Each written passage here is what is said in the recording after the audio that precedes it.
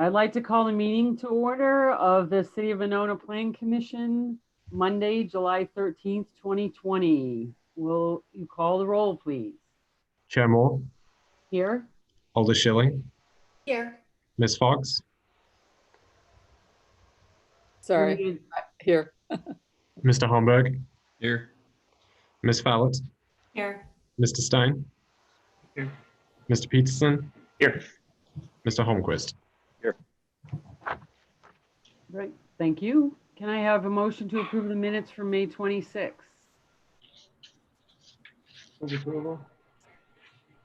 That was from Rob. I'll second. We have a second from Christy. Okay, all those, any corrections, changes, additions to the minutes? Okay, all those in favor say aye. Aye.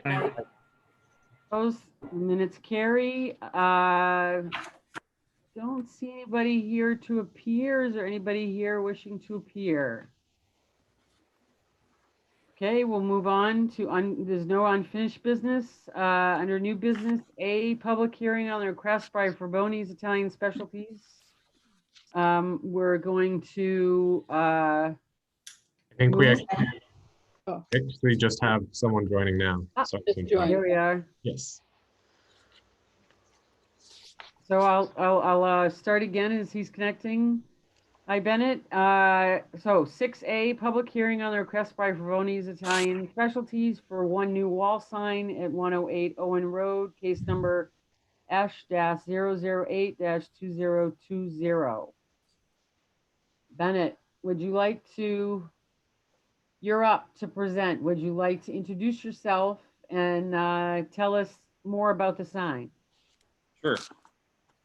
So my name is Bennett. I'm from Fraboni's Italian Specialties, and we have the wall that faces Monona Drive, which is our east wall, is currently blank.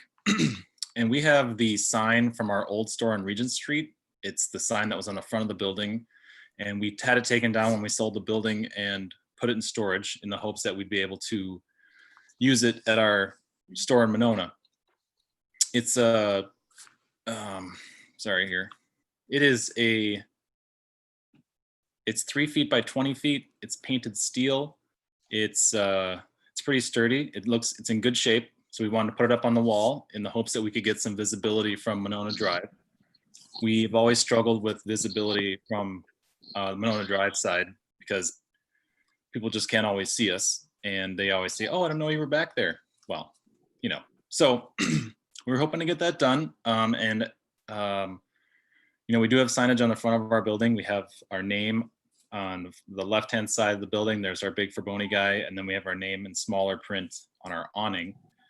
And that's our plan. We were thinking about maybe having it lit either with solar lighting or having it hardwired in so that it's lit up at nighttime. And that's where we're at. So we're just hoping that we'd be able to we would apply if we needed a variance on the zoning, we would, or on the ordinance, we would be down with that. But we really think it would help us get some more visibility and draw some more traffic onto our property. And you know, every little bit helps right now, especially during this current crisis. So that's where we're at right now. Okay, great. Thank you. Is there anybody else representing or that would like to speak on outside of the committee on the Fraboni's and this portion of the public hearing? Okay, then that being the case, we'll close the public hearing and move to 6B, consideration of action on the request by Fraboni's Italian Specialties for one new wall sign at 108 Owen Road, case number S-008-2020. Mr. Plowman, would you like to start us off, please? Thank you. Just a couple things to add to what the applicant has already said. The staff report just discussed a few things here. The visibility from Monona Drive has already been raised, that there is clear sight straight through to the site. there isn't specific access, but it is possible to get that through there through Angelo's, which is also owned by the applicant. So I just wanted to raise that. I also, have included in the staff report the existing signage in terms of the size of the signage and what they're entitled to. So there would be, both an exception on the facade, given that it doesn't directly face a frontage, as well as I think around 10 feet of an exception for the sign as well. But certainly given that it's already an existing sign, then it sort of hamstrings the requirements there just a little bit. So really staff recommended discussion, and I'll let you take it away from there. Okay, great, thank you. So I'm going to move from left to right. Christy. Yeah, you're definitely tucked away back there, so I understand the challenges. And just last week, I talked to someone who's lived on the east side and shops up and down Monona Drive all the time, and they did not know you were there. And so I feel your plight. I also have some feel goods from that sign because when I used to shop at the Regent Street location, that was the sign when my Fraboni's addiction first began, when I lived on campus. So personally, I don't enjoy looking at an empty cinder block wall, and I think the sign would be a nice change. And I know that you can use all the signage you can use right now to get customers in your doors. So yeah, I'd be fully in support of this. Okay. Corinne. Hi. I echo what Christy was saying. That I think having something on that wall would be nice. I also can understand how having that sign there would be really helpful for letting people know, especially if they're driving in. Do you know if people access your store from Monona Drive coming through that spot on the left side of the restaurant? Like, do they use that as an access point? I think some people do. They'll turn, sometimes they miss the Owen Road. If they're heading south, they'll miss the Owen Road turn and they'll go, oh, there's the store right there. And then they turn in at Angelo's. And some people just do it out of habit. I mean, the property's been the same, it's been set up that way for so long that I think some people are just used to cutting in at Angelo's and going in there anyways. So, yeah. Because I guess I was just wondering about it. It's not on the road frontage necessarily, but I was just wondering how many people might access it from that one drive. So I guess I'm curious what the others have to say about it, but to me, it seems to be a reasonable consideration. Chris. Okay, I agree with what's been said about the signage. I think our issue here is what precedent we set and how we can control that. Certainly, I think there's some issues on this particular property. Well, in general, let me back up. On Monona Drive, we don't have a lot of businesses that don't have frontage on Monona Drive. So this is an unusual case. I know Village Lanes has the same thing, but there's very few businesses where we'll run into this. But I think we have to be careful in narrowing this down so we don't just open it up so everybody can come and say, hey, you can see my building, so I want a sign. So a couple of things that I think are unique here. Number one, Bennett, I agree with you, and I agree with Christy that the gray end of your building isn't, no offense, that attractive. I think the sign would help. The sign's very eclectic. I love the caricature of Angelo. I served when I first started Plan Commission, Angelo was still on Plan Commission. So I mean, to me, it's very emotional to see that caricature of him. So I love that.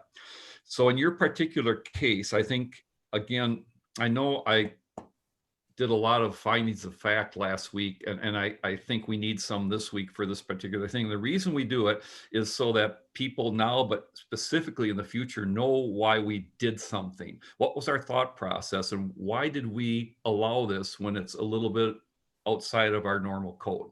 And I think in this case, we've got we have common ownership of the two properties.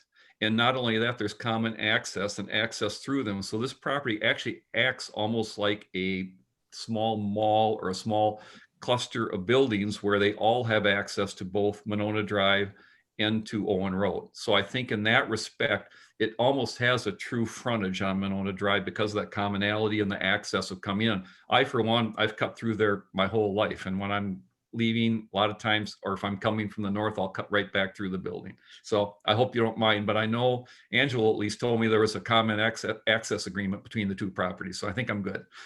Yes, you're good.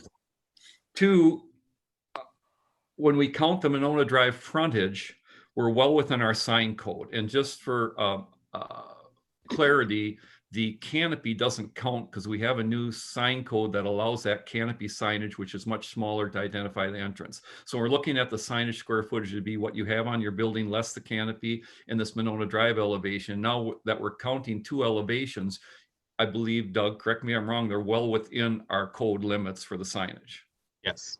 And then three, we also have a very clear and discernible sight line from Monona Drive to the end of this building. It's not like a long shot. So I think with those three kind of findings of fact, if we clarified if the commission is in agreement that this is an appropriate sign, I think we'd include those in our motion to just tie it down to say this time, this is why we thought this would probably be a good idea. And then another question for Bennett, that sign, I've gone by that sign a lot too. The one that you took off of Regent Street. We all love that old store. And I believe that was lit. I think it was an internally lit cabinet sign. Am I correct? No, it had like a little lamp that hangs over the front and kind of showing the light showing onto the Shepherd's Crook, like we have a lot of on Monona Drive, the Shepherd Crook type of lighting. Okay. Yeah.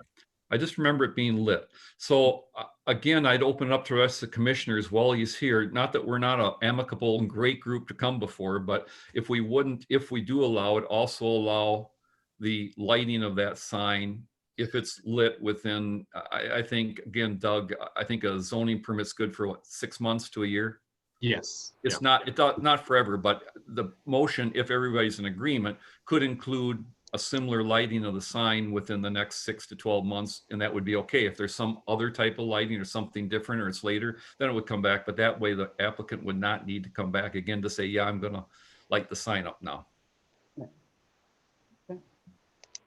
Great. So Thank those you. are my thoughts. Thank you. Josh? Hi there. I agree with everything that's been said.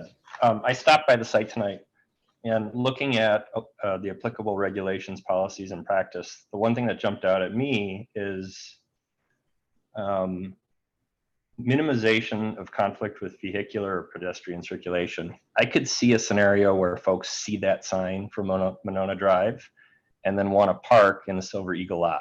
That's actually where I parked as I walked your site and looked at it. So I would be a little concerned about conflict or customers for Brony's parking on the Silver Eagle site. And I've never been to the Silver Eagle, but pre-pandemic, that lot always seemed to be full. So I think that's something that we should consider here. If there shouldn't be some consideration or some discussion with Silver Eagle, and maybe some updated signage. I know that there's signage along that face of your building right now that indicates that overnight parking is not allowed. But maybe as a goodwill gesture, and I don't even know if this is something I can recommend or not, maybe an offering to the Silver Eagle folks to indicate that for Brony's parking is not allowed at that location either, or in those spots either. Great, thank you. Rob?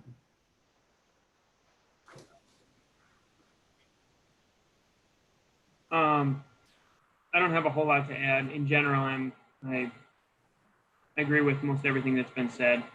I think conditional approval of lighting it is a great idea, because I think if that sign is going to go up, which I think will be an addition given where it's at and its proximity to Monona Drive, surrounding uses.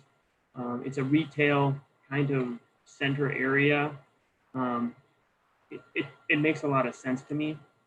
I don't foresee any issues with lighting with the neighboring uses.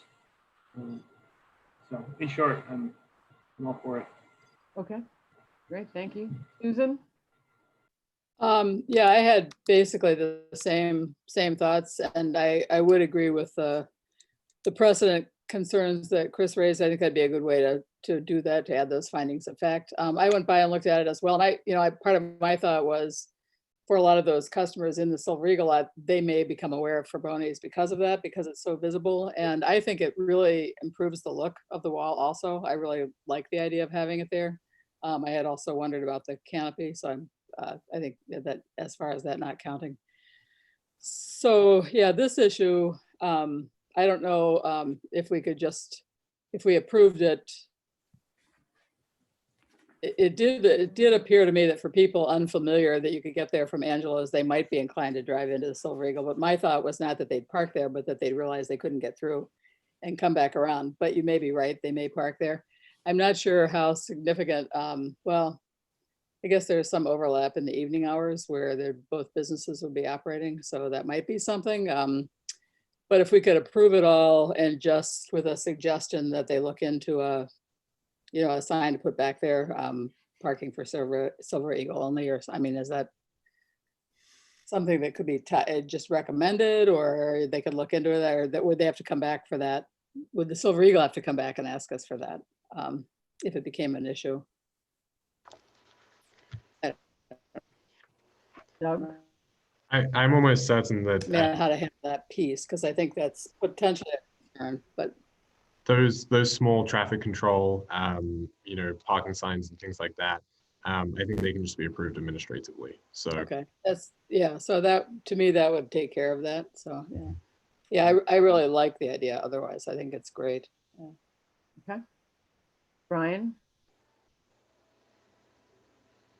Yeah, overall, I think I have a similar kind of thought as what other people mentioned so far. I was trying to think through some other properties that we've had discussion around, and the one that comes to mind that ended up not being completed was the Mitake proposal a few years back. And so if people were not familiar with that site, it was down on Broadway, tucked behind the Tower Inn, kind of next to the new UW clinic back there. And so although there was a shared easement agreement to be able to access where the building was going to be placed back there, we never made it to the point of the explicit discussion around signage. However, when we were discussing that project, signage did come up because we were talking about where on earth they would put a sign, because they had no access. They had no official frontage. And so we discussed the idea of, well, they can have a sign on their building that points to the marsh and points to the belt line, but how on earth from Broadway would they direct traffic back to the building? I think this is similar, with the exception of they have a established frontage. And I'm not sure, I didn't go over there and look tonight, but I know I'm thinking of other possibilities that might come up. So the back end of the UPS or the post office building, if that is visible from Monona Drive as well. The difference there is you don't have a direct access to a parking area. So I think I'm just trying to think through different scenarios of different properties that exist or are potentially to develop, and if we're going to paint ourselves into a corner. And I'm not sure if anybody else on the commission can remember the Mitake discussion and maybe make sure that I'm explaining it correctly. Don't remember that, but I do remember having a discussion also around side signage in addition to front signage with Cozy Home. Remember that discussion? And I think our primary issue for a similar reason, which is they were looking for more visibility as cars were driving up Monona Drive and feeling like cars would go by before, even though it's all on Monona Drive as opposed to set back. And I know our discussion, and I don't think they ever ended up coming back, but I know our discussion was more about the size ramifications of that side sign than it was it's the approval of a sign on the side itself. If I remember. That was also the style, I think, too. They were just going to Right. paint it on. It wasn't, Right. it really Right. was not going to be a, yeah. Right, exactly, Right. exactly, yeah. Okay, so that being the case, do I have a motion? This is Chris. I'll move approval with the finding of facts. Number one, that there's common ownership between this lot and the Angelo's lot on Monona Drive. It functions as one property, including common access to Monona Drive. Finding of fact two, that counting the Monona Drive frontage, the sign is well within our sign code limits.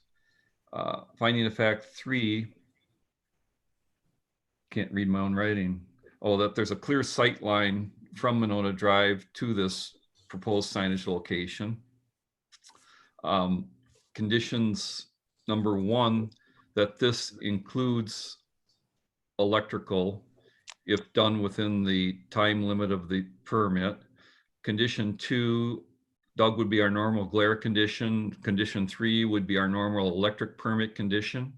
And then condition four, if this sign causes any conflicts with the neighboring businesses, the applicant may be required to provide additional safeguards for those neighboring businesses. Okay, great, do I have a second? Second it. Great. Okay, Josh, a second. Josh, does that really hit what you're looking for? It's hard for us to have a condition to require them to put signage on their lot, but at this point, Bennett, that means if you have a conflict, so if Silver Eagle's losing a lot of parking, we can call you back to Plan Commission and require additional conditions on this permit because of it. Okay, I mean, we've always had a pretty good relationship with the Eagle, and our lot fills with their cars usually every Friday and Saturday by 5 o'clock. So, Right. I mean, it's, and then and Angelo's uses our parking too, the restaurant there. So we've got a pretty good relationship with them working wise, and I'm certain we could work it out if we needed to put up some more signs and that kind of thing. I don't suspect anything will come of it, but it's an issue I hadn't thought of. And if we are affecting the neighbors, then we just have to take a look at it, make sure you get along. Best thing is you get along with your neighbors, you never come back to see us.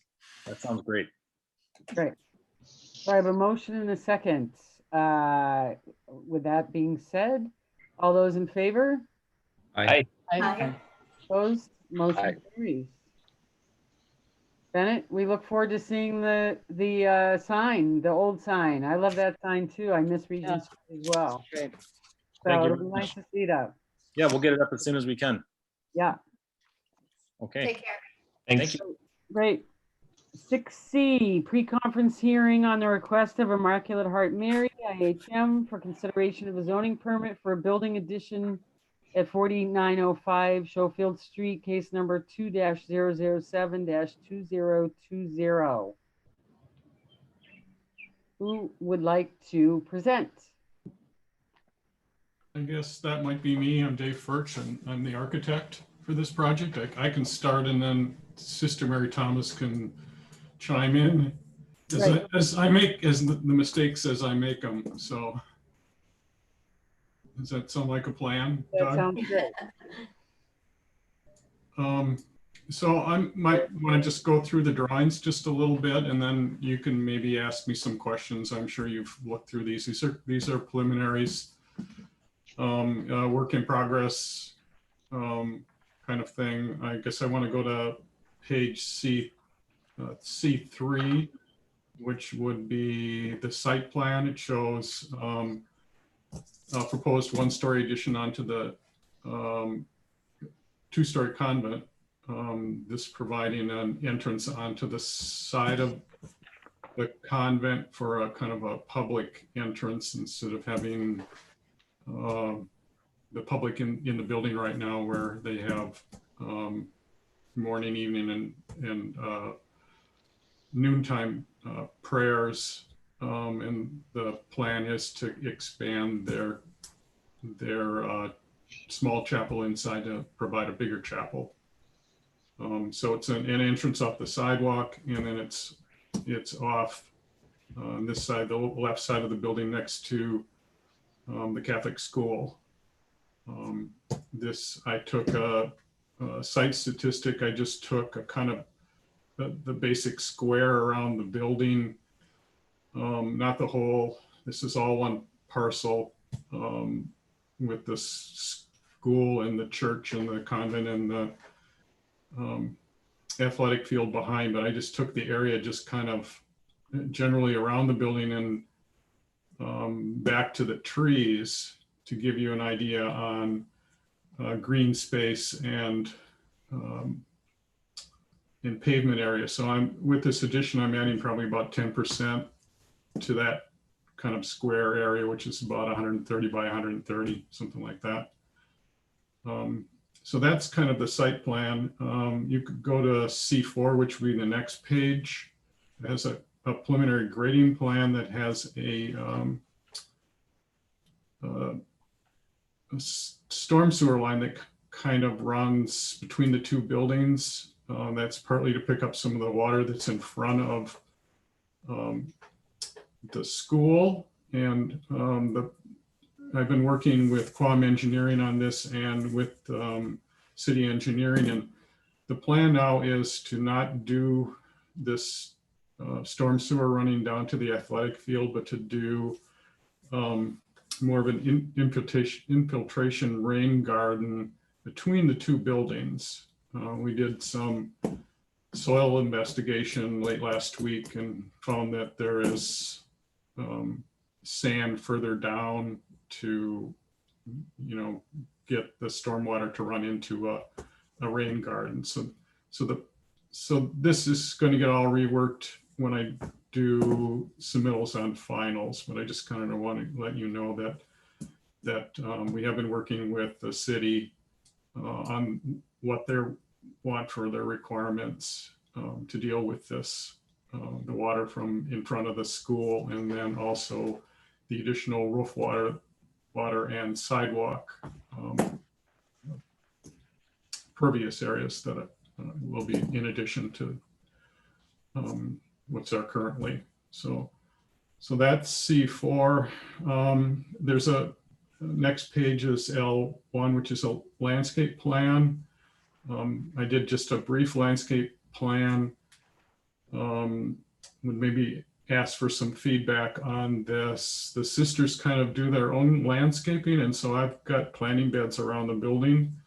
And then I just added a few, what I thought critical areas, a tree out front between the school and the chapel to kind of give some mass and define the two spaces. A little screening between the school and the chapel. And I'm wondering if there needs to be anything more than what is shown here, in terms of the fact that the sisters kind of do their own thing on that property anyway. But if you think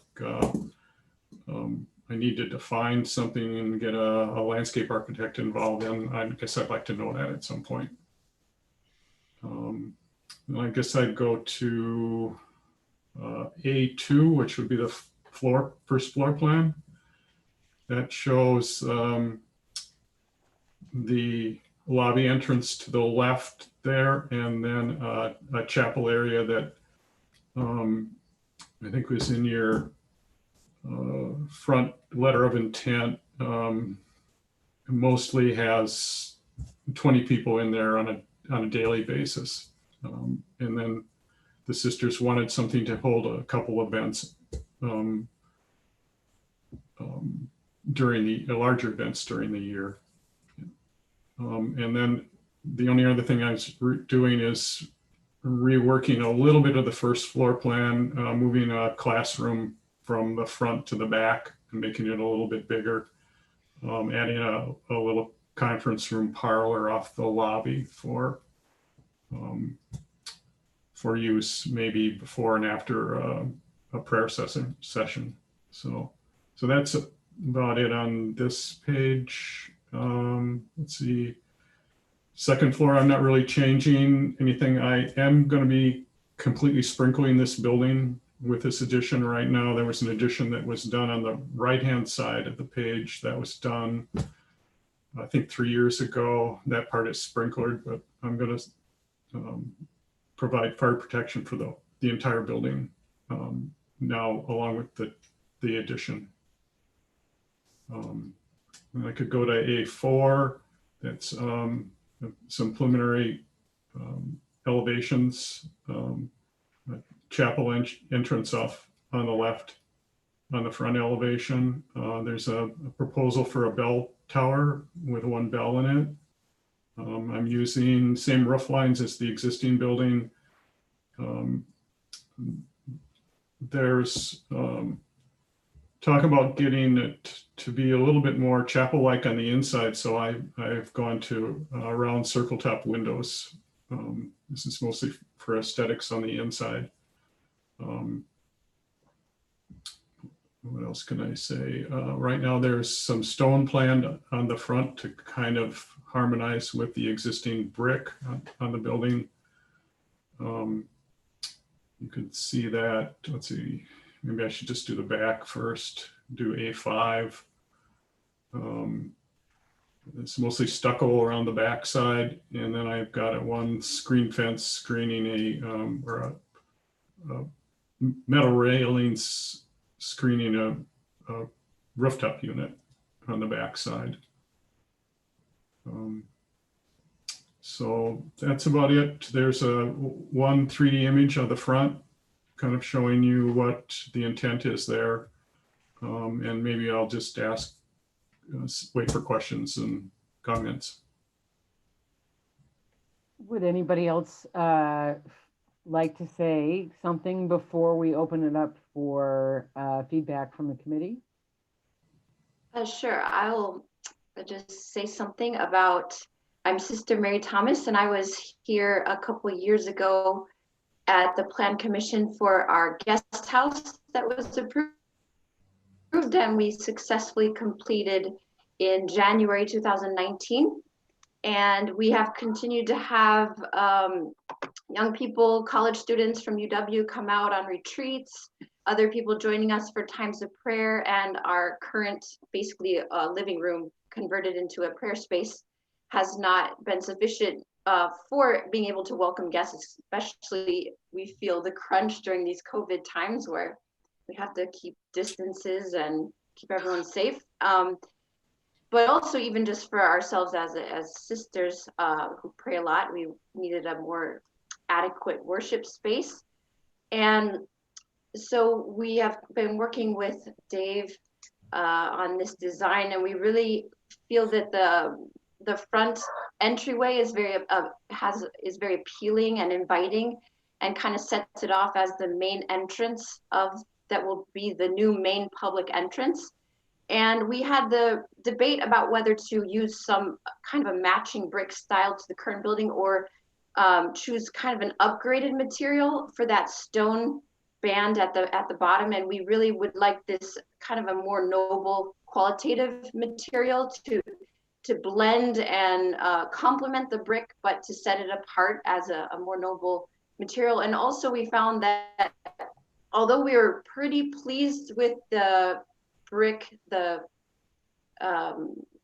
different colored brick tones that they use for the guest house new addition, it doesn't completely match, so it still is a little bit of a mismatch. And we thought that we could create a harmony between the two existing materials by using this more of a stone, but with matching tones, so that will blend in well with the current building.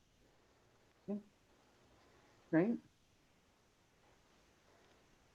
Anyone else that would like to speak before we open it up to the committee for feedback? This is a pre-hearing. Okay, great. Thank you. So with that, I'm going to start with Josh. You caught me off guard, Nancy. Overall, I think what you're proposing is very well done. My biggest concerns are related to parking. I also visited this site tonight in advance of the meeting. I see that parking is intentionally left off, and I understand why. I see there's space constraints on the lot at that end of the lot. However, to think that your worshipers will park in the lot down the road, I think is a stretch. I suspect they're going to park on the street. And so I wonder about the impact to your neighbors. Just driving in my vehicle from where the addition is planned to the apron into your lot on Schofield, it's 1/10 of a mile. And it's almost 2/10 of a mile until you get to a true parking spot in that lot. I circled around in the back and I see that you have a fairly sizable paved surface area behind the school, but it's not striped for parking. It's striped for playgrounds.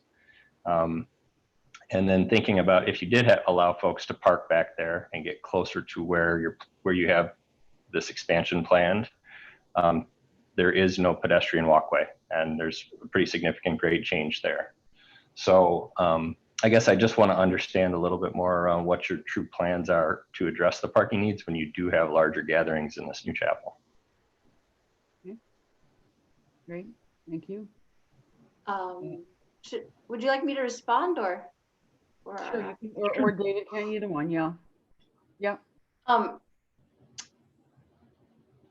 You're right that mostly we've like Dave said, we only plan on having big celebrations. We only have big celebrations that would include, like, say 50 people. I would say 4 to 5 times a year. So those 4 to 5 times a year, you're probably right that most people would end up parking on the street, which our celebrations are usually around midday. So it kind of avoids the school hours and also the church hours. And currently, a lot of teachers and parents, they all park along Schofield Street for the school needs. So we had kind of foreseen that it would only be an occasional problem, because on a regular basis, we think that there would only be maybe 5 or 6 people joining us for mass on a regular basis. And so we thought maybe it would be not a problem on a regular basis. Right. Okay. Do you foresee any weddings or funerals there? Would you ever have? No, we are not at all a parish. Right. We do not ever hold weddings or funerals in our chapel. So even for that's all held at the IHM street. Okay. Great. Great. Thank you. Rob?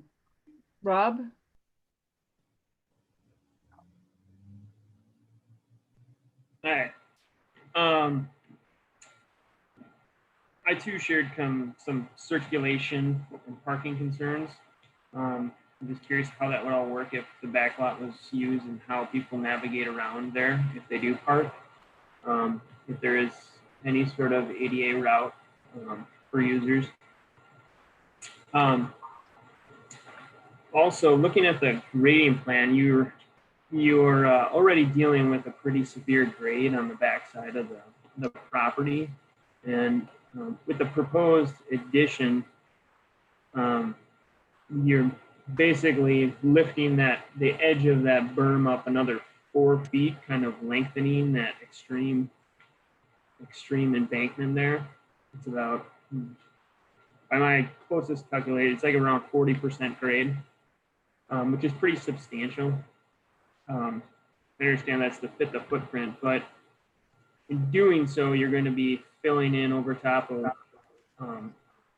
some of that root zone for those trees there. So some of them, kind of the major shade trees, established trees on the property, you do run a risk of losing those honey locusts. I think they're in the back, and the one on the northwest corner of the property as well, you're getting within a couple feet within the grading limits.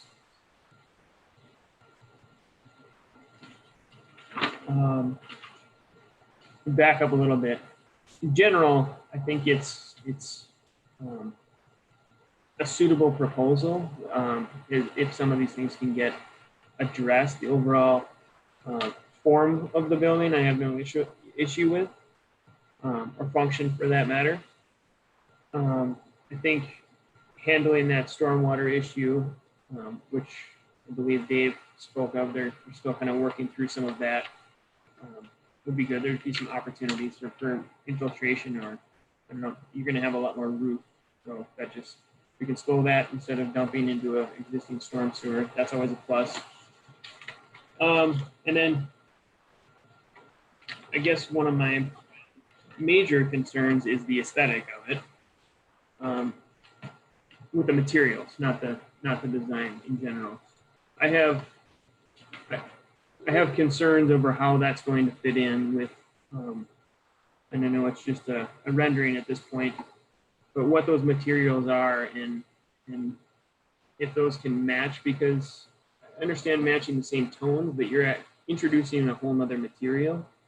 Whereas I think some of the precast stuff, that's easier to match, and there's already elements of precast here and there on the adjacent properties, like the little staircase and things.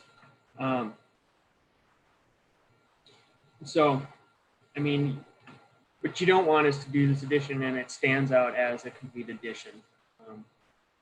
So getting those material rights, I don't know if stone is the right thing, personally, especially not seeing material boards, and maybe wouldn't at this point, but yeah, I would have some concerns with that. That's all I got for now. And Rob, since David specifically asked around landscaping, do you want to add anything at this juncture around landscaping? Sure, I always think you should hire a landscape architect, David. I don't have a lot of comments about the landscaping, other than that it would be nice to see something a lot more in detail. It's pretty schematic at this point. So great, thank you. I would be able to react to something that's a little more developed. Okay, great. Susan?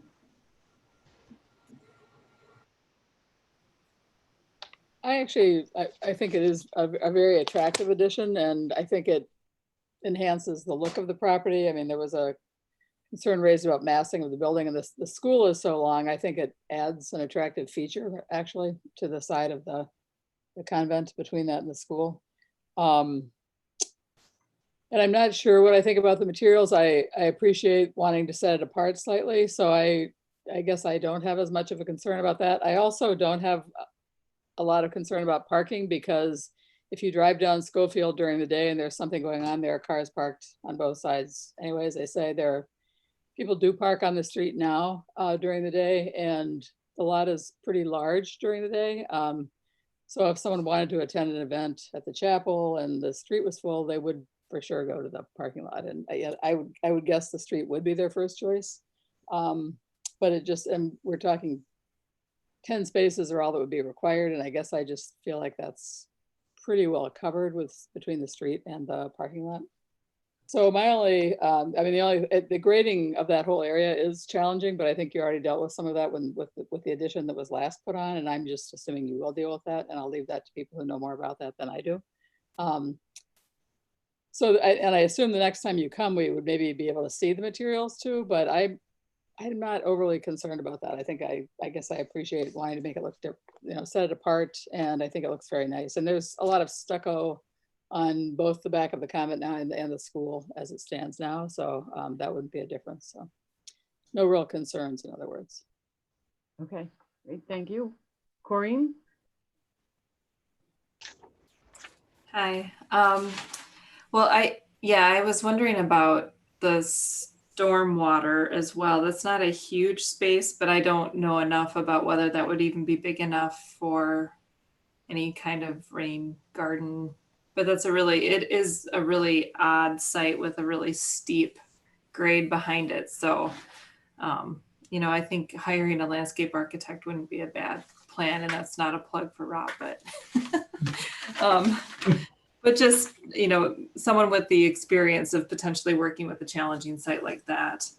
I guess I was wondering about the bell and how you think you would use the bell, because IHM already has their bell that rings a couple times a day. If your bell is also going to be ringing, if that's going to be a problem for the neighbors. If you've heard any feedback on that from anyone. We have not had feedback. One time I ran into someone in the neighborhood who stopped me and he was like, just a question. I have a question I'm dying to ask someone. What does the ringing of the bells mean? And so anyway, he just was intrigued by it. I think he was charmed by it. So it's true, our bell would ring at similar times. There's a tradition among Catholic tradition to ring the bell at noon and 6 p.m. But we also ring it before certain events. It's a monastic tradition that calls everyone to prayer. And it's, we sometimes, if we've had problems with neighbors in the past in different convents, we do come to, an amiable compromise to not ring it too early in the morning to wake people up. But in general, we find that people find the bell charming, peaceful, a joyful addition to the sound of the neighborhood. So, but we are careful not to ring it too early to wake people up, or too often, or too long, or too loud. But we were hoping to add this little monastic touch to the chapel. Yeah, I mean, I like the way it looks for sure, but I know that IHM already rings their bell. And so I was just thinking if another bell is also ringing in the neighborhood, if that's going to be a problem. So that, I guess that's something that I would raise. And I don't know if there's any capability of adding access from, I'm trying to remember the back of the school, and it does have some asphalt, but I don't know if you've ever talked about, would it be possible to continue that access onto your property so that maybe there would be a way to get around if they have to park in the back and walk to the front of the chapel? Has anyone talked about that? Not really. Seeing that hill is so steep, most people, if they have had to park in the parking lot, just walk around. And the people from IHM are kind of used to this because for all funerals and events, they have the tradition of walking from the church over to the school cafeteria, which is the only gathering space. So they're used to walking long distances basically to get to whatever function they're attending. So when people have had to park in the parking lot, they just walk around the side and then up front. Okay. I guess that's all I had. Okay, great. Thanks, Corinne. Brian? Overall, I think it's a great plan. I remember a couple years back when you guys were doing the other addition on the other side, and you guys ended up with a pretty challenging grading aspect on that side, and you guys were able to manage that just fine. So I think that will be something that you guys will be able to address just fine on this side. I'm trying to look at the aerial view, and then I also pulled up Google Maps to see if it was accurate, because I didn't get over there tonight. And it has to do with, I believe the road bumps in, so the road is wider all the way from the chapel part to the end of the church's property. And I think that was intentional to allow parking on both sides of the street and still have adequate flow of traffic, knowing that places of worship are going to bring people there, and there are going to be times that spillover happens exceeding their parking capacity on site.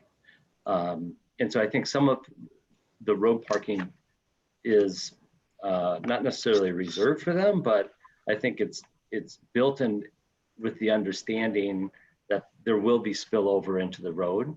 And when I hear the number of events, I think that's completely adequate for this space. I don't foresee people actually using the main lot for this part of the property. The vast majority of the people that are coming to your location either live there or they're visiting someone that lives there. And just like my house, I have 3 cars out front of my house right now. It's because they either live here or they're visiting people that live here. And so I'm not concerned about parking because of that.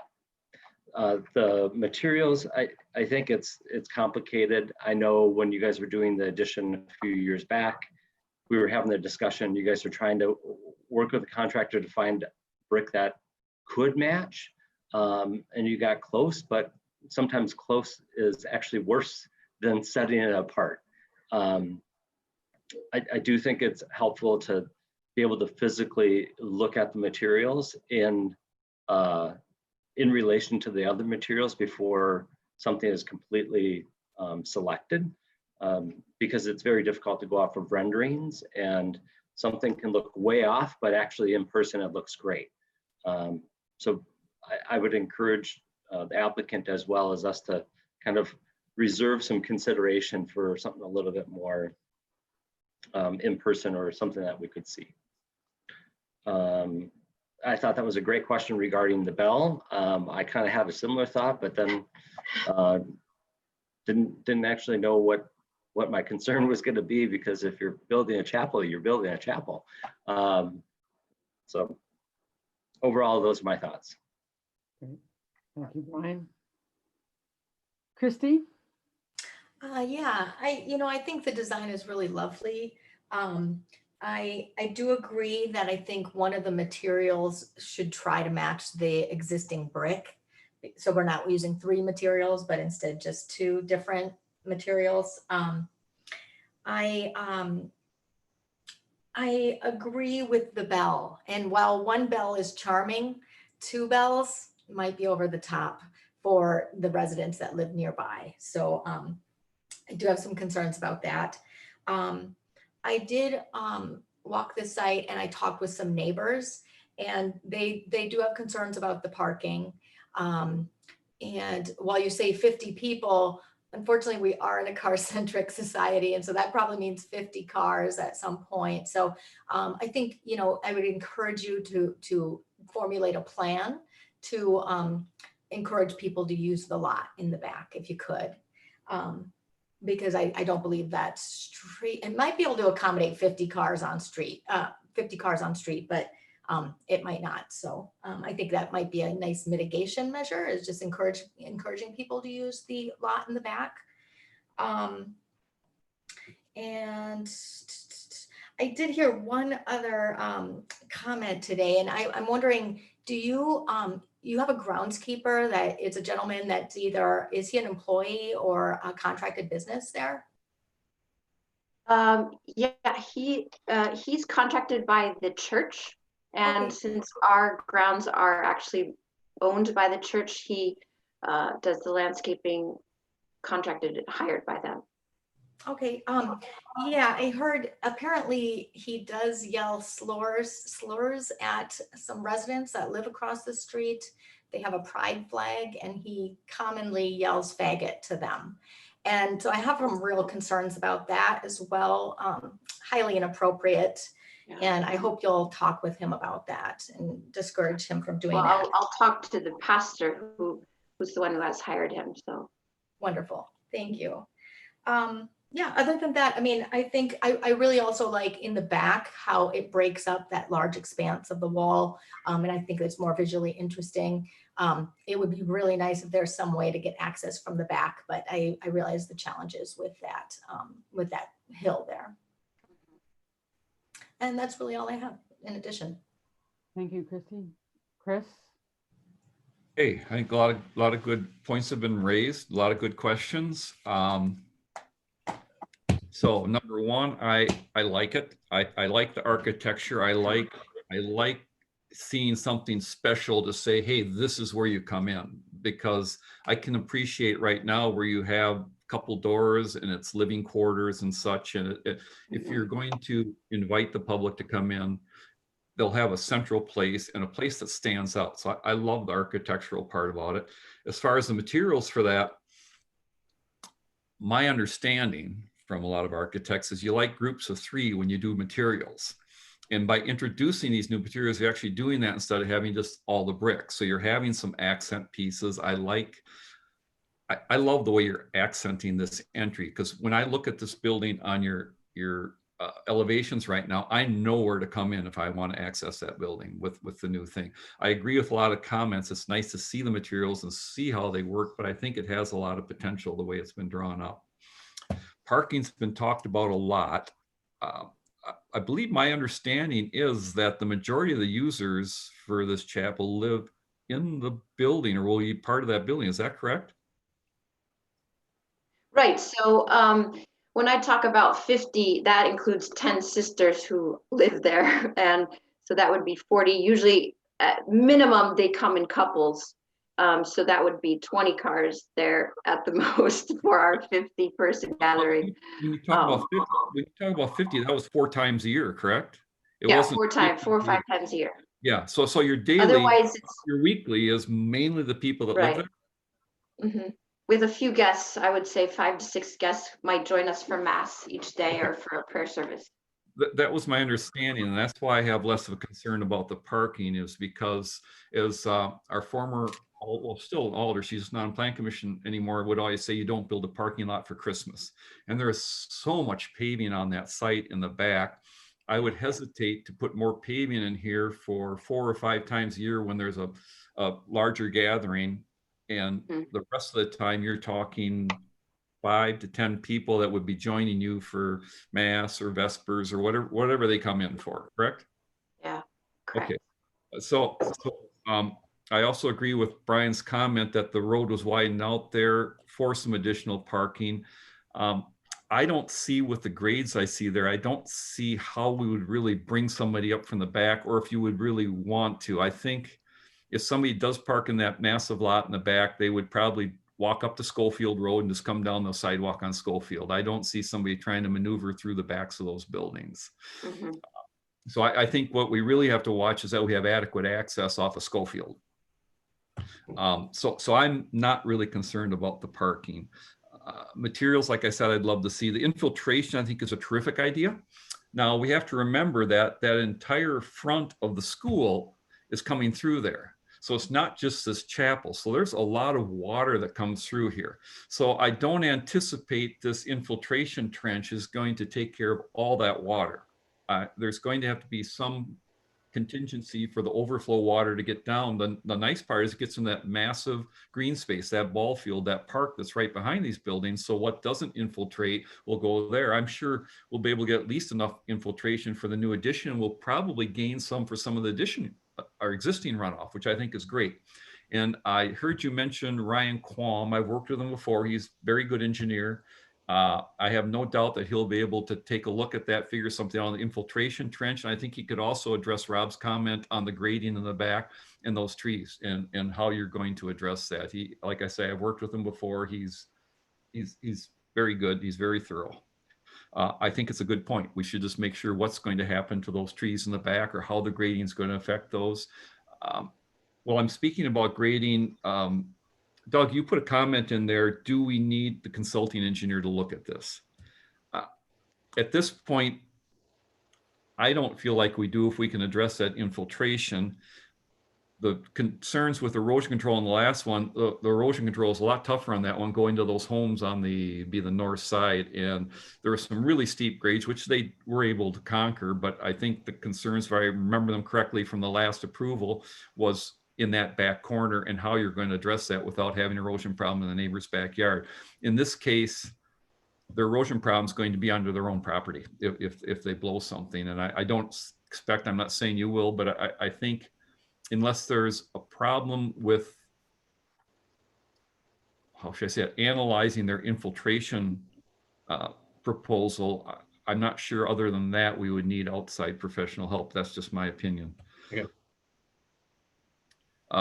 Landscaping, I think the majority of the people are saying we need more than just we're going to put some kind of a bush here and there's going to be a planting bed there. And I would agree with that. There should be some type of a landscaping plan developed for that.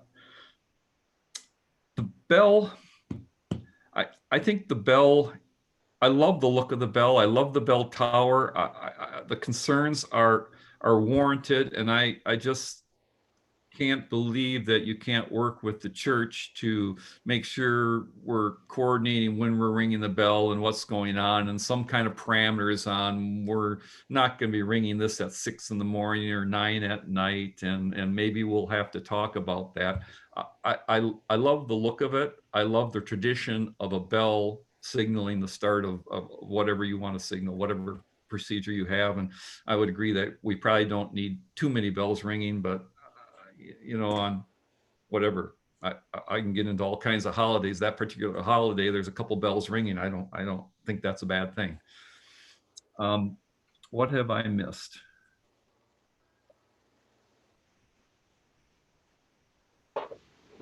Grades, again, I think perhaps Ryan can help you a little bit unless you have it already covered. I think that's it for me for now. Yeah, okay.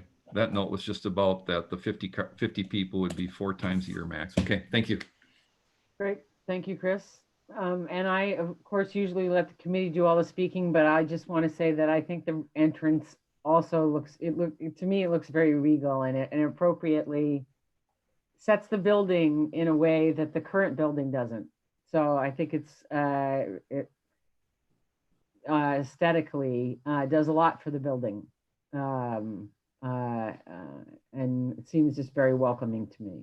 So, do you have any other questions for the committee? It's the pre-hearing, so this is, if you have any other questions, you feel like you got feedback for the next time around when you come back? I think so. I do. Okay. And I'm just wondering what steps we would need to take to resolve or come to a decision about the bell. If we came to an agreement with the parish to sort of coordinate our bell ringing times, would that be helpful, or what kind of what should we look into to try to work that issue out? Yeah, I think probably, I don't know that it was a majority of the committee that was concerned about the bell, but nonetheless, I think probably to have some discussions with the parish about what you might be able to work out so that you're not necessarily doing it right on top of each other. So they're both ringing at exactly the same time, if that's possible. Okay. That probably wouldn't hurt. Probably be a good thing. Maybe a bell schedule. Right. Just so we can see how, how they're gonna, rather than dueling bells, we see when they're scheduled to go. Okay. Anything else? I would agree. The bells don't bother me, but on the next hearing, it will be a public hearing and all the neighbors will be noticed and they might have those concerns. It'd be nice to have a plan and say, here's when we would ring them. Here's when we wouldn't. We've talked to the parish. We know what's going to happen there. I was actually just going to jump in at that point. We don't typically notice pre-hearing conferences, but we did notice this one, just given the proximity to single family and things like that. And we just thought if there were to be significant feedback, it may almost be best to come at the pre-hearing rather than at the final. So I did hear from one neighbor at 4904 Shore Acres that was in favor. They looked at the plans, said that you're great neighbors, and they were excited to see the improvements. But that was the only comment that I heard. But there was quite a few within that distance of the buffer. Quite a few mailings went out, but I didn't hear much else. So. Thank you, Doug. Okay, great. Anything else? Any other questions? Terrific. Well, we look forward to seeing it the next time around. Thank you very much for coming. And Thank you for so your much. patience through the Fraboni's discussion, the sign discussion, and continued good work with it. Thank you so much. Yeah. Thank you. Yes, thank you. Bye. So we'll close the pre-hearing conference and move to 6D. Discussion of potential additions or revisions to the city ordinance regarding urban livestock regulations. Doug. Yeah, I can kind of introduce this. So this is something that I believe has already come up previously. I think it made it to council, but it didn't go any further than that. Recently, I've been getting quite a few more calls. I think certainly during COVID times, I would say, requests about sort of the keeping of chickens in particular, but then a couple other livestock type animals as well across the city. So, you know, I think in looking at the ordinance and speaking to the city attorney, I think that there's, you know, it's not explicit in its regulation, and I sort of put that as best I could in the ordinance, or in the staff report. Sorry, you know, that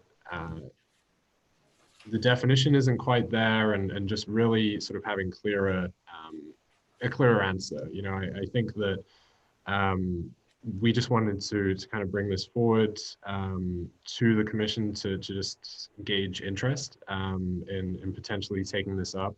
You know, I think in looking at other adjacent municipalities, they have stronger guidelines. You know, and I think there's a little bit of a gray area here between the keeping them as a pet versus keeping them for the produce. So I think that is the gray area. We haven't had, we're certainly aware of a couple, you know, a handful across the city, certainly some chickens. But it's really enforced on more of a complaint-driven basis, you know, and we haven't had specific complaints to date. But you know, whenever I get the call, I sort of lay out this answer to the applicant, and sort of they make the decision from there. So I think that you know, the commission may choose to take this up and sort of firm this up a little bit. So did you know that the resident pig was like the topic of conversation on Nextdoor? I did not know about the Nextdoor conversation, but I've been made aware, and certainly know of the Monona pig. Jabari. Yes. You know, I remember bringing this up too, Brian. Do you remember I think we kind of left it intentionally vague, did we not?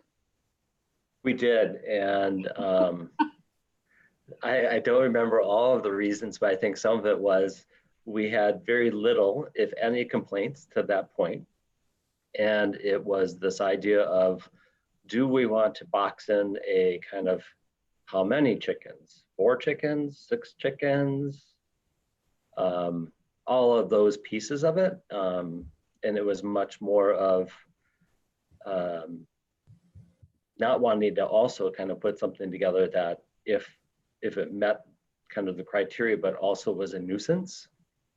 And that's when we had, I think, Alder Doug as the chicken guy, if everybody remembers how that all came to be as well. So I think we did leave it vague for that purpose, and it helped. I was trying to look at one last piece that we added in there, and that had to do with, even if I believe Attorney Cole at that time, he was in agreement of, right now it doesn't explicitly say you can, but it doesn't say you can't. It's left up to that individual homeowner to kind of be reasonable about it and understand that if you do something, it comes down to a nuisance issue as the driving factor of someone complaining. And so if it was about odors or if it was about noise, like there was a good parameter that they could address it from and demonstrate the nuisance, versus the idea of your chicken coop might be stinky as all get out, but it's far enough away from the fence line. Those are some of my kind of rememberings. Chris, do you have a memory of that conversation as well? Oh, yeah. And it's pretty similar to Brian. I mean, we started going through it. You can drive yourself crazy with regulations on how to regulate all this and anticipate all the situations. And we had a pretty strong contingent of people that were very strongly in favor of having a rule that says I can have chickens.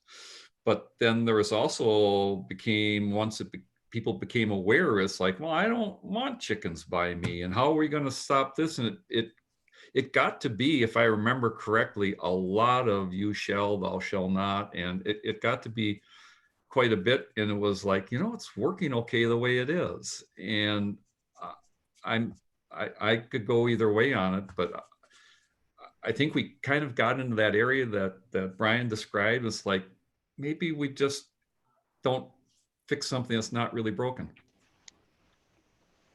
Yeah, I was not on plan commission at the time, but I remember the conversation and being glad I didn't have to be an official part, because I found it sort of mildly entertaining.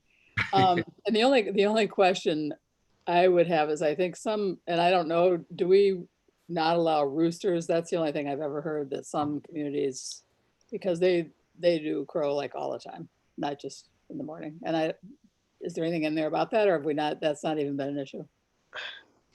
I remember reading that, but having read other ordinances, I couldn't say specifically if it's Oslo or others. That might be something to think about. Otherwise, I am generally of the opinion, if it's not fixed, don't break. I'm kind of glad to hear you mention the pig, because I wasn't sure I was even going to bring it up if you weren't already aware of him, because I assume it's kind of a pet. I've driven by and seen the pig a few times, and the first time I was like, wow.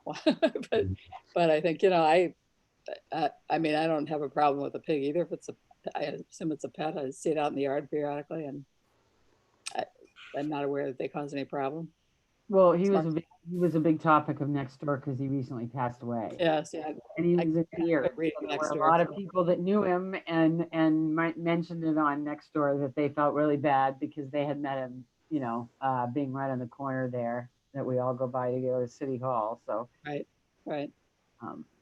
Any other thoughts? Rob, were you on then or not? Or what's your feeling on this? Yeah, Brian? I was just going to go back to the rooster conversation. Yeah. So we didn't explicitly call it out in our ordinance because we don't regulate any of it. We kind of leave it that you can't basically have a farm. And it also came with the aspect of, well, what about roosters? And if I remember right, it wasn't a discussion on this group, but it was a discussion on public safety a few years back. And that's where there was some concern and nuisance calls on individuals that accidentally ended up with a rooster, and that got addressed. Okay. So I know there have been maybe a couple minor things, but nothing big. And if it could be addressed without further legislation, so I'm fine with that too. Yeah. Maroni? Well, you had asked Rob a question, so I don't know if. Sorry. To see something there. You can go to Rob first. Based on kind of a little background information that Chris and Brian have offered, I too am kind of it's not that big of a problem if it's a random thing here or there. I don't know if action needs to be taken necessarily. And I'm sorry to hear about the pig. I didn't know there was a pig in the know. Okay. Corinne? I don't have a strong feeling that I think we necessarily need to start regulating, but I guess I had two questions. One, I know that if there is some birds and there's a need to contact owners for safety because of avian flu or whatever, Wisconsin has the livestock premise registration. So I don't know if there would be some consideration for whether having those properties with chickens registered through the state would be a benefit. And then, having licenses for them or having them requiring them to have a permit might be a way to make that case for them to then register their chickens. So I guess that's one question I have is maybe having an ordinance where they need to get a permit so that they also are registering those chickens is an important thing. The other thing I was thinking about is we have our sustainability initiatives in the city, and I know a lot of people are looking to have chickens because they want to have that connection and be able to have some of their own food. So I guess I'm just curious if anyone has ever talked to the sustainability committee about urban agriculture or keeping chickens, or if they have any sense for value in moving forward with an ordinance related to livestock, I guess, chickens or whatever else there. I don't know that we have any other livestock besides the pig that was in the city, but I don't know that anyone wants to have a goat. I don't know, but I can jump in on that, and I was cautious to try not to just pin it too closely on sort of a chicken ordinance, if you will. We have been getting more questions. Certainly the pig came up, but I've definitely heard of a goat as well, and I think a couple others. So there are other sort of, I guess you call them farmyard livestock, you know, across the city, and it's one thing that did come up was, you know, the code enforcement officer sort of asked effectively for vet records and things like that, just to show that they're in good health, just as you could with any other. So there is, you know, potentially there, I know with permits and licensing, you would almost have to do that anyway. So that's almost just a sort of formality that you could bring in. Whereas, you know, sort of specifically asking for that if they're not registered is a little bit more, more tricky, I would say. I mean, some of the lots in our city are quite large. I don't know if there is, looking 5 years down the road, it's hard to know what's going to happen, but, you know, are people going to be looking to get 2 goats or I know if I had one of those big lots, I'd be looking to get goats. I mean, no, seriously, I'm in love with dwarf Nigerian goats. But that being aside, it sounds like Doug. Well, Josh, you haven't said anything yet. What's your and Chrissy hasn't either. What do you think? You know, the only question I have is, if my neighbor ended up with goats or chickens, or if they're going to make noise, I'm going to have a problem. And if they're going to stink, I'm going to have a problem. Right. You know, Brian, you mentioned earlier that you were the city was intentionally vague. I'm curious, whose responsibility is it to demonstrate a nuisance? Is it the neighbor who's disturbed by it, or is it the owner of the livestock to make the case that they're not a nuisance? You know, and so that's my only concern is, if it were to affect me, if it was in my backyard, how would I want to know that the city's done its due diligence to make sure that that owner is doing the right thing in terms of avoiding or doing their best to avoid a nuisance? Well, I do actually recall, Josh, I mean, kidding about the goats aside, I do recall, as it relates to the chickens, that one of the things that was pointed out was that chickens actually are less smelly and a lot cleaner than a lot of people with their dogs, and make less of a nuisance than people with their dogs in terms of the volume that chickens make, and certainly the pig, low enough volume. It obviously would be different potentially with goats or something else. So, but I do remember a pretty healthy discussion around, you know, whether chickens are in fact stinky, or whether they're, just by nature of how they're kept, and a lot of people pointed out that they're cleaner than a lot of folks' dogs, not to mention quieter. Sure. But Christy? Yeah, I loved Corinne's point about registering the chickens, especially as we sit here in a pandemic. I think that's a strong one, just from a safety point and knowing where the chickens are in our community. It doesn't sound like this is an urgent issue, So maybe we roll this into a larger urban ag conversation, and not just talk about chickens. Urban ag is on the increase across the entire country, and it is not going to decrease, I don't believe.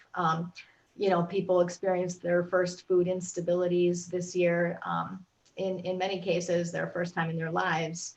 And I think people want more access to healthy food and knowing where their food has been grown and source where it comes from. It does even lead to economic development opportunities by us, allowing it and creating regulations around it. Boy, it's pigs, goats, bees, rabbits, turkeys, I think we could see all of it increasing. So I think maybe we consider rolling it into a larger conversation, not just around chickens. And community gardens. I'd love to see a community garden in one of our very large parks. So, Doug, it sounds like in terms of the registration and avian bird flu, avian, it does sound like, does that registration, I guess looking a little bit deeper as to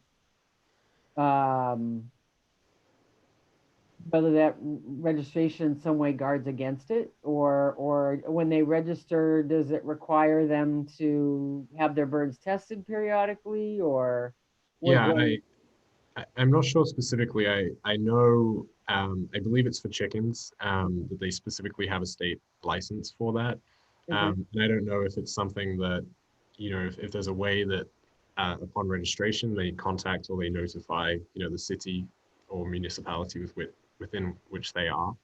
If they could do something like that, if there's just some way that we could almost then have more of a database of that on our end.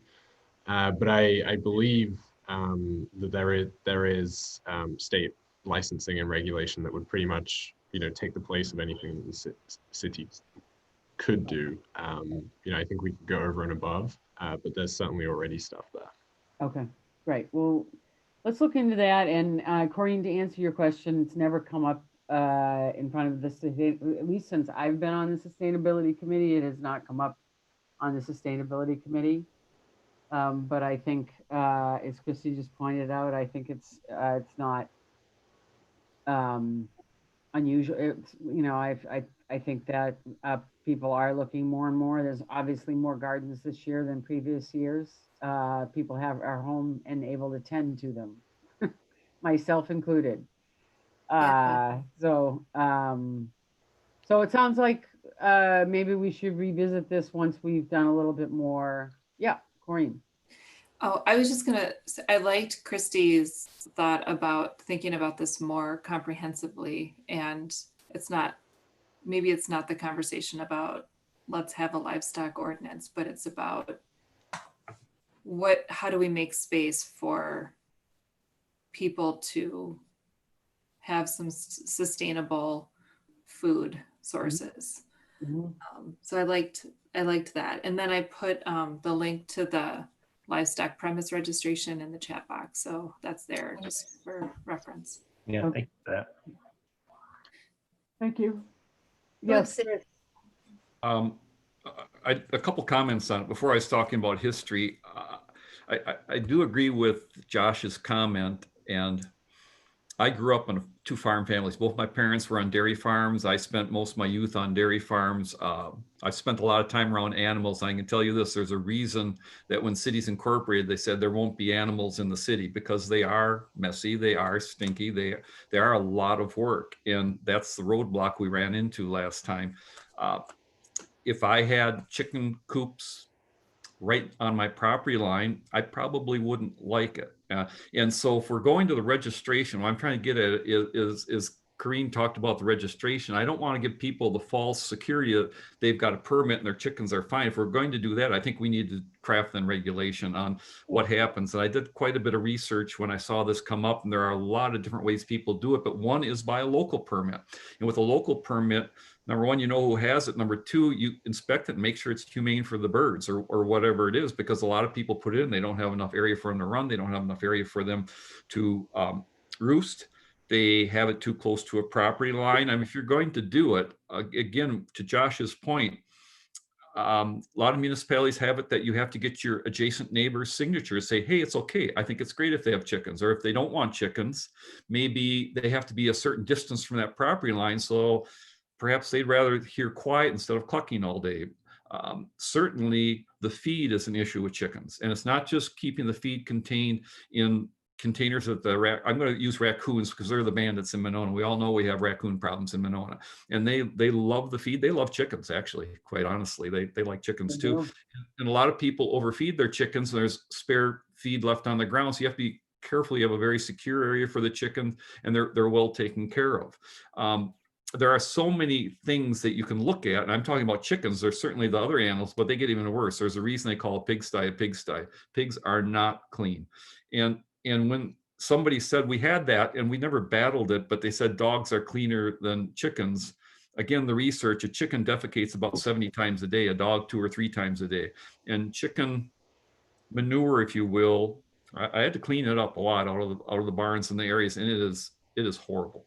So what happens is accumulation of ammonia. So at that point, then do we say there's a certain number of chickens that are okay in an urban setting, but beyond this, you're getting even more of a farm or more of an area where you're going to be out using this as a business. And I would advocate the business to go sell chickens and eggs out of your backyard. From all the community regulations I've seen, it's always prohibited. Roosters are prohibited. Selling the eggs, your neighbors, I'm sure, get a lot because a chicken lays almost an egg a day. And if you have 4 chickens, that's a lot of eggs. And it's the same way with cleaning up behind them. So I mean, this is what we got into before, and there's a whole host of things. If we're going to have a regulation, tell people it's okay to have chickens in your yard, we need to quantify how and where it's okay to do it. And the good thing about a permit, if we have a local permit, then we can have somebody inspect it for not only adequate quarters for them, protected from the neighbor, and also vaccinations, because some of the breakouts of the avian flu came from backyard chickens that got into the commercial breeders and wiped out a lot of chickens. So it's just making sure, if we do it, make sure people do it right. It's very romantic to say, I'm going to have chickens and raise them all. It's a lot of work. And you're not doing it for the money. You're doing it because you want to have that food source right in your backyard and take care of yourself and your neighbors and friends. Right. I would agree with that, and that's what I was going to say. Really, I think having, because some of our lots are pretty small too, and I think thinking about should they be X distance from a lot line is not unreasonable. I mean, I think if we're going to do it, Stoughton, I thought had something like that with their registration form. But yeah, it does get complicated. And at the time of that conversation, as I recall, there was an alder who had them, and so it became a kind of,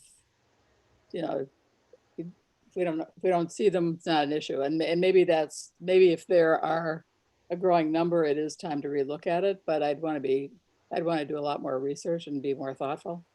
The same thing. I mean, with the pig, when I said they're clean, is actually if they're pets, they're taken care of and they're and they're controlled. It's not like a pig in a farm. And I would have a problem if people were using it as an economic thing where they were selling produce or chicken eggs or farm animals. I mean, that's not appropriate for a community like this. Right. But I think small scale and pets and that kind of thing, and that's a different story. So, Christy? Yeah, and just so you know, Susan, when I said economic development opportunities, I certainly didn't mean, having a chicken farm in your backyard. I'm just talking about there can be other businesses that pop up to help maybe clean your chicken coops or, provide compost material or those types of things. Right. Yeah. Madison, their regulations are a limit to 4 hens per property. But I mean, we could even look at, depending on your square footage, because like some of our properties are very large and some of them are very tight. They must be kept in a secure enclosure. Enclosures must be 20 feet from any neighboring property, no slaughtering, and a $10 fee. And I think, one thing about chickens, I've had chickens as well, and they're, really, it's like any pet owner. If you're taking good care of them, they're not smelly. If you're not taking good care of them, yeah, they're going to reek to high heaven, and the whole city block's going to smell it. It can get ugly fast, so you got to stay on it. It requires responsible, ownership, like so many other things. But I think, it doesn't sound like we're in a big rush. I think a comprehensive strategy might be a way to go. Okay, so it sounds like we're leaning towards doing something more local as opposed to, something that fits Monona. Right. In terms of registration, right? And we need to a little more. Find a way to regulate the I geese, agree that'd with be you. great. What was that, Susan? I said the geese are a way bigger problem, and we can't say too Yeah. much about that. Yeah, Schluter Park's been taken over by them at the moment. Yeah, I noticed that yesterday. Yeah. Okay, anything else on the animal ordinance? Thanks, everybody, for the feedback. Doug, thank you for bringing it to our attention. Absolutely. Staff reports. Thank you. Upcoming items, these kind of roll together, but the July 27th meeting, we're going to have quite a few things coming forward there. The riverfront parking garage, the public entrance, that is sort of going through final design right now, and they're expecting to be in time for the 27th to get consideration. It changed, the opinion was it changed substantially enough that bringing it back makes sense to do that. So that'll be coming forward. Couple zoning permits as well for new uses, new commercial uses on Monona Drive, as well as a new sign potentially at Grand Crossing Park that Jake Anderson is putting forward. So quite a few things, and so I definitely expect a pretty full agenda. Great. Yes, Chris. Can I ask Doug, coming back for the current two, are they putting that drive entrance then right across from the park? Is that what they're proposing? It's closer to, it's off the raised tabletop. It's actually closer to Yahara Lane than it is the park. So it's closer to But the. it's off Inland Way? Yes, it is. That would be, I think most of the commission favored that if they could make it work. Mm-hmm. Yeah, I got a glance at it, and I think it's a good fix for the challenge that they were having, because we weren't really, they were doing the up down thing. It wasn't working. Grades will be much better if they come off of Inland Way. Yeah, so I think the solution they came up with makes sense. Good. I'm glad they were able to work it. And I think we're hoping that we'll try and get a review from Strand, before it comes to the commission as well, so you can have their opinion as well, sort of included in that. Any other requests for information from the committee? Yeah, Chris. Yeah, who, me? Okay, this isn't really a request for information as much as dispersing information. I was at a Green Tier Clearwater Initiative Charter meeting late last week, and the city of Madison has now passed through the city council their new stormwater ordinance. And Jeremy Blusick from the county was there, and they're just waiting for the city to pass it, and then they're going to institute a new stormwater policy that mirrors what the city of Madison did. And it changes considerably what's required for stormwater cleanup, infiltration, green measures, all kinds of things, as well as makes a substantial change to the trigger for when the things are required. And since we mirrored a lot of the county measures back when we adopted ours, I suspect it's something we should be looking at as a city to what the changes are. They've changed infiltration. They've changed, what they've done is they've a 20,000 square foot trigger. It used to be a 4,000 square foot trigger. It's now a 20,000 square foot trigger, recognizing that small little parking lots are not going to make them convert to underground stormwater management, for example, because the new ordinance is much more restrictive. They are looking at cleaning, they're looking at infiltrating, they're looking at requiring green infrastructure measures. They're looking at, in Madison, they are going to require people to safely pass the 500-year flood, which is, of course, shades of with the flooding the last few years, what happened to, among other things, the American Family building, the brand new one. I'm sure you're aware of that and the problems they were having. So they're asking engineers to look at the 500-year flood event. They can only do that in Madison because the county does not have hydraulic models for the 500-year flood event, and they won't for the near future. So the county's ordinance is going to the 200-year event, which they can model, but there's a lot of changes, and I think it really affects what we look at and approve at Plan Commission and what we're going to do. Are we going to stick with what we have? Are we going to try to mirror what the county and the city are doing? It's a conversation that should be had. Elisa, I know that you've been looking into a variety of have you not started to look into a variety of sort of upgrades, if you will, across a variety of things related to sustainability? Yeah, I've started looking into, a whole grab bag of stuff, including some of the livestock research, some looking into like bike parking and EV station, like charging stations. Stormwater has not crossed. Okay. That's not something I've delved into yet. Okay. But I mean, I know during the livestock discussion, some of these things might not have come before the sustainability committee yet, but they do show up in some of the like groups that we're a part of, like the Green Tier Legacy community, stuff about urban livestock, and as well as lots of other things like bike parking and stormwater management show up.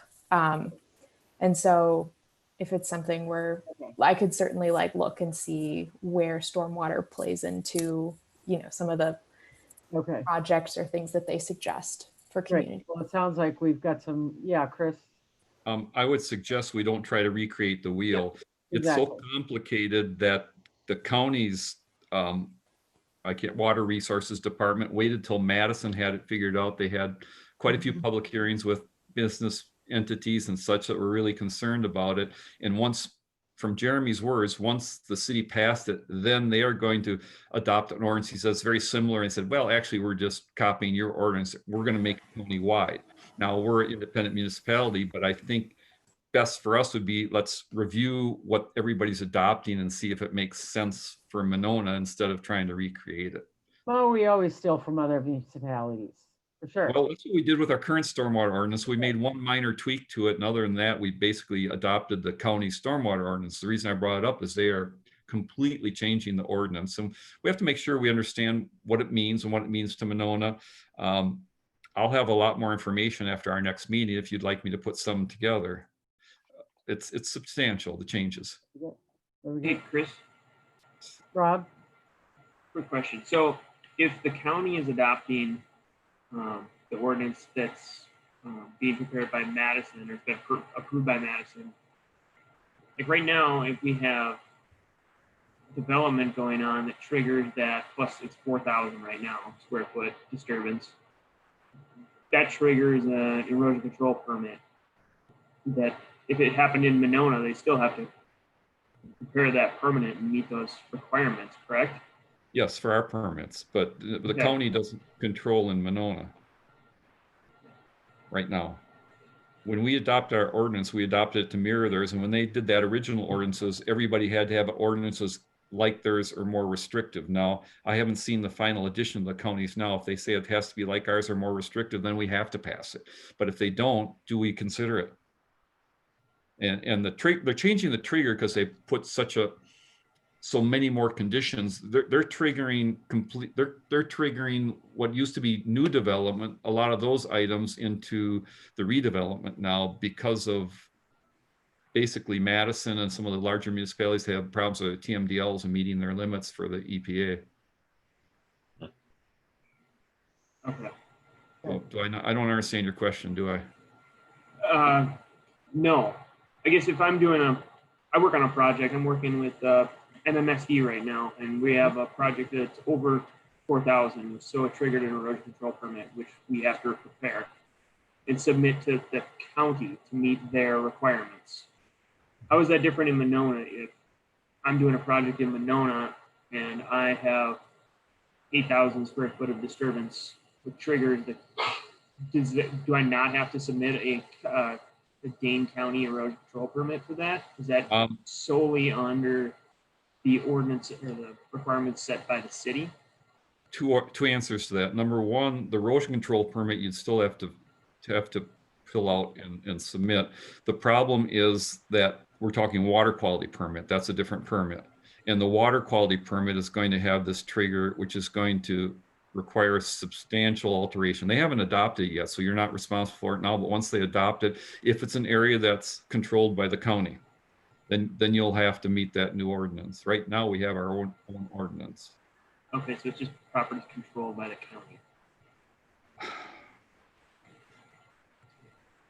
Erosion control will still be erosion control, okay? And the thing, one of the minor changes that was made in Monona, it's not 4,000 square feet, it's 3,000 square feet. Somebody thought that would be a better idea instead of mirroring what the county had. The water quality permit is the one that's going to be complicated. You'll still have to have an erosion control permit, I suspect, over 4,000 square feet. It's the water quality permit that really changes, and it will make it very onerous for any property disturbing over 20,000 square feet. So it sounds like this is also a topic then, Chris, when you get to a point where they pass it and you get the information, we can make sure we put it on an agenda in a future meeting once we get all the info we need. That would be terrific if we could have an agenda item for it, and we could just have a cursory review of what's happening, and so everybody's aware of what's happening and see if it fits for Monona. That's great. Thank you for bringing it up. Appreciate Yeah, it. especially as Stonebridge, we're getting ready to deal with a lot of stormwater issues there. So it's really timely. What's Stonebridge? Oh, Stonebridge Park. They're doing the MSA prepared tiered stormwater system. They're implementing for that outlet there. That's for our city, for our TMDLs to try to catch up. Exactly. Yep. Okay. Anything else? Thank you all. Do I have a motion to adjourn? Adjournment. Do I have a second? That was Brian, second. Aye. Great. Thank you all very much. I appreciate it. Stay healthy. Stay 6 feet apart. Wear your Thanks mask. all. Good to see you guys. Take care, everyone. Bye-bye. Negative test. See you later. Congratulations. That's good. For today. Yeah. Bye. See ya.